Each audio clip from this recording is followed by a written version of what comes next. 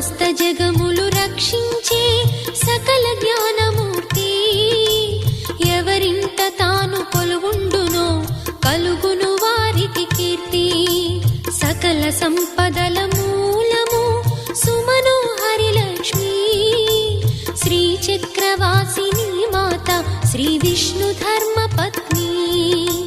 తనని నమ్మిన భక్తులకు దరిద్రమును బాపు, కొలిచెడి వనితల కొంగులలో బంగారము నింపు.